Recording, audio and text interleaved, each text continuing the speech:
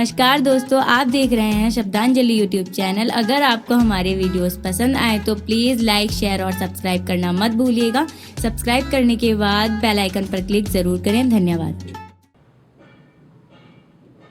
शब्दांजलि में आज शब्दांजलि स्टूडियो में डॉक्टर जयंत शाह जी हम लोगों के बीच में हैं। जयंत शाह अध्यापक हैं, बड़े कवि हैं और उनकी खूबी ये है कि वो मंच के भी कवि हैं और पुस्तकीय अतुकांत कविता के भी अच्छे कवि हैं। दोनों पर उनकी मजबूत पकड़ है। जयंत शाह जी ने हुमायूं विश्वविद्यालय से गीतांजलि और छायावादी गीति काव्य पर पीएचडी की है। इसी संदर्भ में टैगोर पर उनका विशद, व्यापक और सघन अध्ययन रहा है। हर तरह के विषयों पर वो चीज़ों को समझते और समाज के बीच में रखते रहे हैं। मैं सीधा डॉक्टर साहब आपका स्वागत करता हूं कि आप शब्दांजलि में आए और सीधा ही सवाल करता हूं कि आपने पीएचडी में बहुत सारी चीज़ों को गहराई से समझा होगा। गीतांजलि पर बात करते हुए टैगोर पर बात ना हो, ये हो नहीं सकता। बिल्कुल। तो मेरा सीधा सवाल है आपसे कि गुरुदेव टैगोर ने जनगण मन अधिनायक जय हे भारत भाग्य विधाता, जो कि हमारा राष्ट्रगान है, उसको लिखा था। कहते हैं कि 1913 में उन्होंने इस गान को जॉर्ज पंचम की उपस्थिति में गाया। उन पर यह आरोप लगता है कि उन्होंने जॉर्ज पंचम की स्तुति में ये गीत लिखा और स्वयं गाया। इस पर आपको क्या कहना है? सबसे पहले तो आपका बहुत बहुत आभार, और बहुत ही अच्छा विषय है ये आज के परिचर्चा में जी कि राष्ट्रगान में अधिनायक या भारत भाग्य विधाता कौन है। निश्चित रूप से ये चर्चा का विषय है और ये परिचर्चा हमेशा से चलती रही है। ये टैगोर जब जीवित थे तब भी ये चर्चा चली थी, और उनके मृत्यु के बाद जब 1950 में 24 जनवरी को संविधान सभा ने इसे राष्ट्रगान के रूप से मान्यता दी है, उसके बाद भी हिंदी में हो, बंगला में हो, या भारत के विभिन्न जो भाषाई अखबार है या पत्रिकाएं हैं, उसमें ये चर्चा चली है। और निश्चित रूप से ये चर्चा चलनी भी चाहिए किसी भी विषय को लेकर के। जब हम एक चर्चा पर चर्चा करते हैं तभी हम एक निष्कर्ष पर निकलते हैं। लेकिन मैं इतना कहूँगा कि जो आपने बताया कि जो मैंने पीएचडी के दौरान जो मैंने पाया है, एक तो टैगोर अपने आप में कई है। अगर हम कई बार हमें लगता है कि हमने टैगोर को अब पकड़ लिया। हाँ, नहीं, विभिन्न आयाम हैं टैगोर के लेखन के और व्यक्तित्व के। हमें लगता है कि हमने पकड़ लिया, लेकिन वो तभी वो एक और नए रूप में आ जाते हैं। अब वो भक्त कवि भी है, वो रहस्यवादी कवि भी है, वो प्रकृति के भी है, प्रेम के भी है, और राष्ट्र चेतना के तो खैर है ही है। तो मैं ये समझता हूँ कि वो रहस्यवादी कवि है, और ये रहस्यवाद का ही एक उदाहरण है कि हम आज भी खंगाल रहे हैं कि जनगण मन अधिनायक के राष्ट्रगान कौन। सवाल ये है कि जब जॉर्ज पंचम यहाँ आते हैं, जी जी, उन्हीं की उपस्थिति में जी कवि स्वयं उस कविता को गाता है। जी, वैसे ये उसका एक टुकड़ा मात्र है, जी, जी, लेकिन उसमें वो उनको अधिनायक और भारत भाग्य विधाता बताते हुए प्रतीत होते हैं। जी, मैंने प्रतीत होते हुए कहा, जी, जी, क्योंकि उस समय इंग्लिश मीडिया में जी, यही कहा गया था कि टैगोर ने जॉर्ज पंचम को अधिनायक जी, और भारत भाग्य विधाता बताया। जी। विरोध भी हुआ, समर्थन भी हुआ। तो आप कैसे देखते हैं कि ये वास्तव में ऐसा कुछ था, या टैगोर ने कभी इस पर अपनी कोई प्रतिक्रिया दी?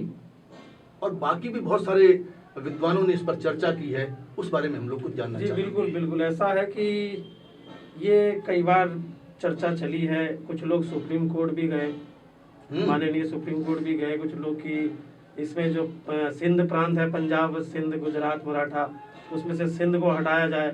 तो जज साहब ने ये डिसीजन लिया कि भाई या तो कवि जीवित रहते, वो अपने स्वेच्छा से इसको हटाते, और जबकि जब ये गीत लिखा गया था तो सिंध जो है भारत का हिस्सा भी था। और अभी हमारे जो महामहिम राज्यपाल महोदय कल्याण सिंह जी ने भी इस पर एक चर्चा छेड़ी थी कि इसमें से भारत भाग्य विधाता को हटाया जाए।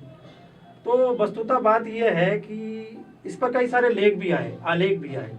मैंने जितना अध्ययन किया है टैगोर का, उसमें मैंने ये पाया कि 1905 में जब लॉर्ड कर्जन ने बंगाल का विभाजन किया तो उस समय पूरा बंगाल सड़कों पर उतर आए थे।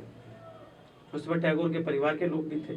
हाँ, उनके दादाजी तक ने उसमें हिस्सा लिया थे। द्वारकानाथ ठाकुर जी जो थे, जी, वो उन्होंने तो खैर आपके राजा राम मोहन राय और ईश्वर विद्यासागर के साथ समाज सेवा, सती प्रथा के उन्मूलन में भी कार्य किया है। तो उस समय वो राष्ट्रगान करके तो नहीं, उन्होंने एक कविता जैसी लिखी थी और उन्होंने ये कहा कि जन गण मन के अधिनायक, उन्होंने विप्लवी को कहा है, जो बंगाल के क्रांतिकारी आगे बढ़ के आए बंग विभाजन के विरोध में खड़े हुए लोग के बाद। जी जी जी, इसीलिए मैं इसका उदाहरण दे सकता हूँ कि इसका एक स्टेंजा ये भी है कि जनगण मन नायक का जो पूरा स्टेंजा राष्ट्रगान नहीं है, उसका एक अंश है। ठीक। और उसका एक अंश आपको मैं कस्तूरीलाल तागड़ा जी मैं आपके सामने रखना चाहता हूँ, आप खुद ही समझ जाएंगे कि घोर तिमिर घन निविड़ निशिथे पीड़ित मूर्छितो देशे रक्षा करिले अंके स्नेहमयी तुम्ही माता जनगण मन दुख त्रायक जय है भारत भाग्य विधाता। इसको जरा, क्योंकि बांग्ला में है जी जी, जैसे घोर तिमिर अंधकार में और एक अर्धरात्रि में पीड़ित और मूर्छित देश में तुमने सबकी रक्षा की है और तुम जो है स्नेहमयी माता की तरह हो। तो निश्चित रूप से ये कौन है स्नेहमयी माता? जॉर्ज पंचम तो हो ही नहीं सकता। आपने बहुत साफ कर दिया कि वो जॉर्ज पंचम नहीं हो सकता, और यही वो बिंदु है जी जी कि तुम जो है वो त्राता हो, तो त्राता कौन है? जो आदमी वहां सामने बैठा है। बिल्कुल बिल्कुल। अब ये यही प्रसंग आया, इससे पहले भी आया। वह यह कि 27 दिसंबर 1911 में सबसे पहले कांग्रेस अधिवेशन में से टैगोर द्वारा गाया गया और उसमें जॉर्ज पंचम आए थे उस कांग्रेस अधिवेशन में। इसका संबंध सिर्फ इतना सा है। और उसके बाद कांग्रेस के हर अधिवेशन में एक भक्ति, राष्ट्रभक्ति के गीत के रूप से इसे हमेशा गाया गया। बिल्कुल बिल्कुल, हमेशा गाया गया। और 1917 के आसपास इसकी कंपोजिंग टैगोर ने खुद की है, जो जिस तरह से आज हम गाते हैं राष्ट्रगान को, तो 1917 में इसकी कंपोजिंग उन्होंने स्वयं कंपोजिंग की है। और वही कंपोजिंग आज तक चलती है। वही कंपोजिंग जिसमें 52 सेकंड का समय है जी। यस। और उसके बाद तो खैर राष्ट्रगान के रूप में जब मान्यता मिली तो कुछ और बातें कही गई, खड़े होकर के गाना है, वो तो हम राष्ट्र का तो एक सिस्टम है। जी जी, और हर देश का अपने इस तरह का सिस्टम होता है, वो उसको चलाता है। डॉक्टर जी। जयंत, मुझे ये कहना है कि एक बड़ी लेखिका हैं अनामिका जी। जी जी जी, एक बहुत बड़े लेखक हुए हैं शैलेश मटियानी जी, अपने उत्तराखंड के ही हुए हैं। कल्याण सिंह जी का जिक्र आपने पहले ही किया। जी जी। और ये तो मैं 2-3 नाम ले पा रहा हूँ। बहुत सारे लोगों ने आज़ादी के बाद से भी इस विषय को उठाया है कि पहली बात तो ये है कि उसमें थोड़े से प्रांतों और थोड़े से अंचलों का जिक्र है। जैसे आपने सिंध का किया, उसका आपने सफाई भी दे दी कि वो पाकिस्तान में चला गया, इसलिए कल्याण सिंह कहते हैं कि इसको हटा दिया जाए।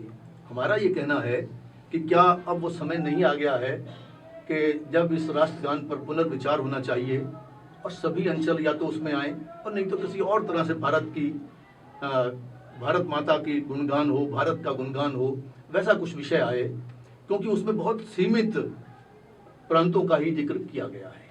नहीं, वो असल में ये राष्ट्रगान का संशोधन होना, ये न होना, ये हमारे हाथ में नहीं है। ये तो संविधान सभा की बात। मैंने सिर्फ ये कहा कि क्या वो समय आ तो नहीं गया है? आप तय नहीं कर रहे, मैं तय नहीं कर रहा। नहीं, मुझे नहीं लगता कि ये, क्योंकि आज़ादी के दौरान जिस तरह की भावनाएं उमड़ी और उस भावनाओं को शब्दायित अगर राष्ट्रगीत और राष्ट्रगान में किया जा रहा है, क्योंकि आज से 100 साल बाद या 200 साल बाद भी हमारा लोकतंत्र जीवित रहेगा, तब परिस्थितियाँ अलग बनी। लेकिन उस समय हम कहें कि नहीं, ये मूल्य अलग है, उसमें और कुछ करें, तो हमारा तो खैर इसमें बहुत ज़्यादा मुझे लग रहा है कि हमें उसमें नहीं जा करके ये समझता हूँ कि जीते जी उनके जीते जी ये प्रश्न आया भी था जी।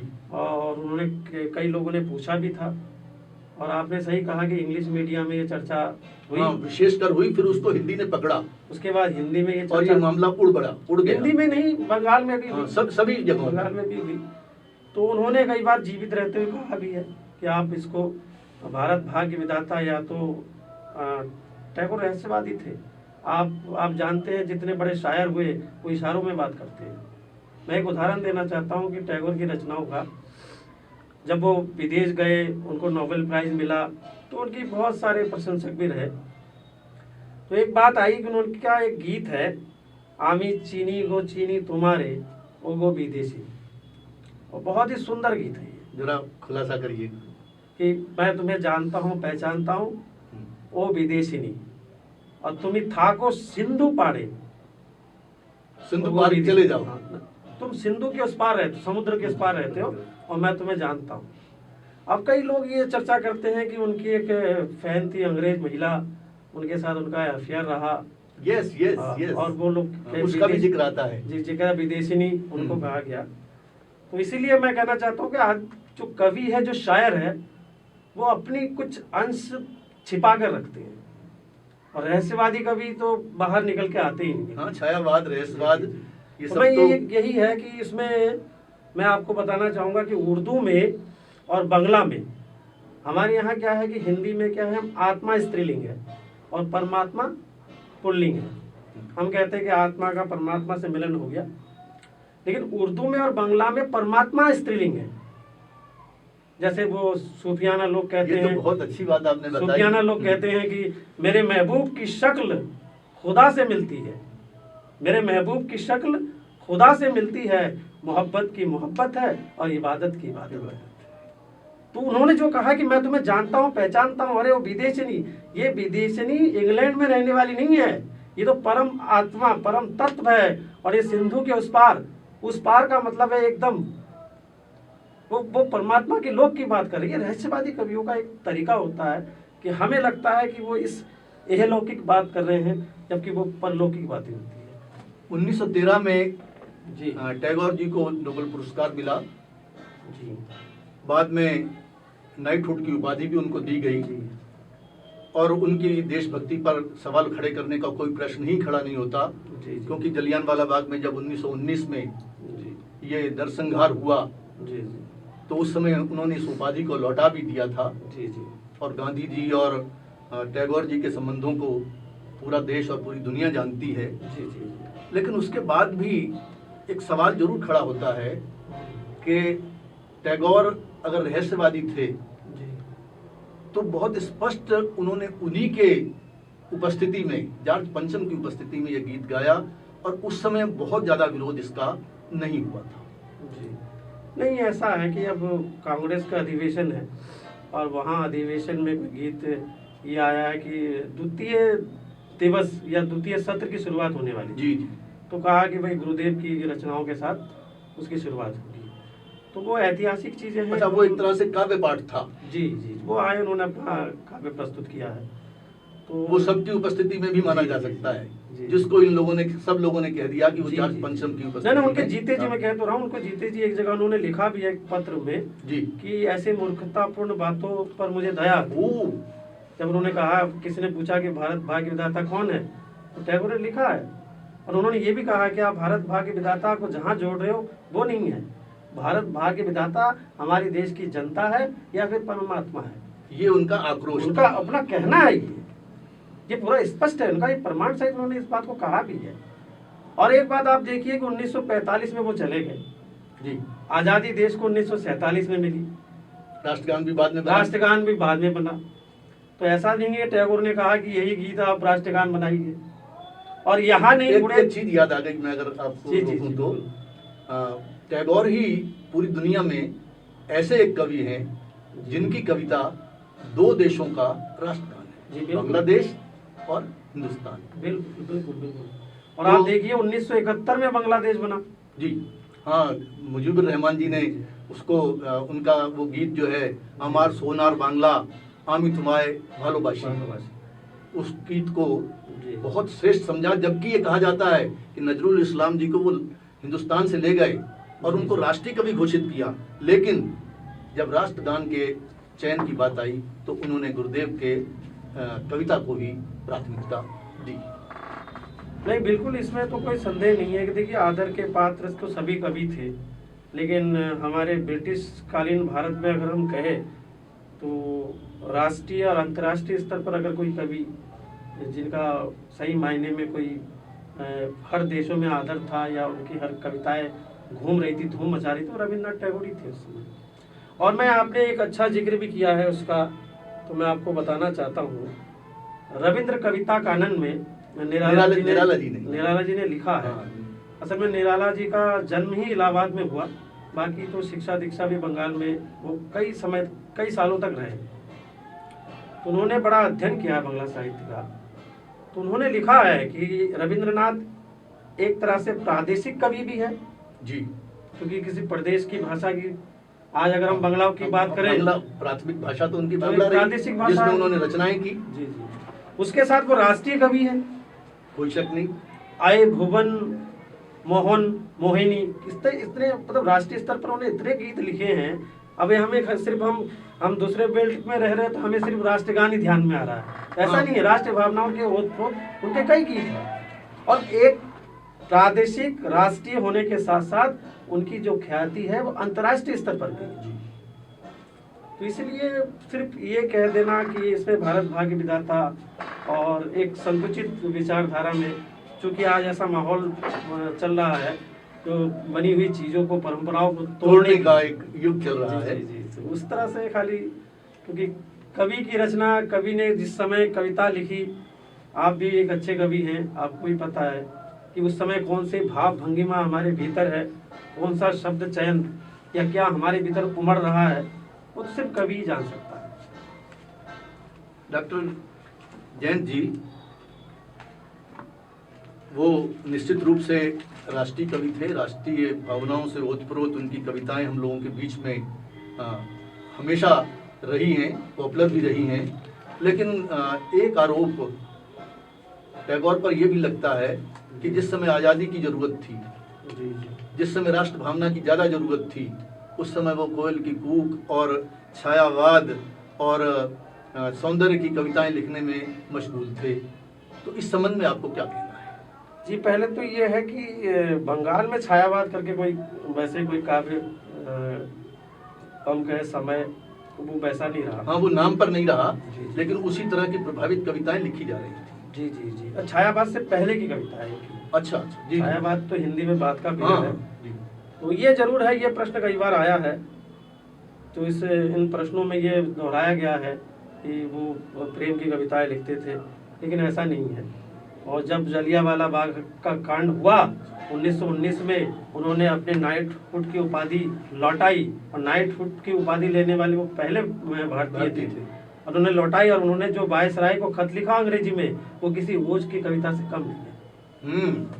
मैंने उस खत के बारे में पढ़ा है, और कोई शक नहीं है कि वो बांग्ला साहित्य या हिंदी साहित्य की ही धरोहर नहीं है, क्योंकि वो इंग्लिश में लिखा गया था, क्योंकि उनको लिखा गया था। वो एक विस्फोटक कवि के अंदर की आवाज़ थी, और इस नाते से हम कह सकते हैं कि कवि जब लिखता है तो उसके क्या भाव होते हैं, वो कहीं मारता है, कहीं निशाना लगता है, ये एक अलग बात है। लेकिन मैं समझता हूँ कि टैगोर एक व्यापक कवि थे, जिसको हमें घोषित नहीं करना है, पूरी दुनिया ने घोषित किया है। लेकिन ये आरोप प्रत्यारोप और सोच समझ चलती रहेगी, और आप हम लोगों के बीच में आए, आपने श्रद्धांजलि को समय दिया, आपसे फिर भी बातें करते रहेंगे। आपका बहुत बहुत धन्यवाद।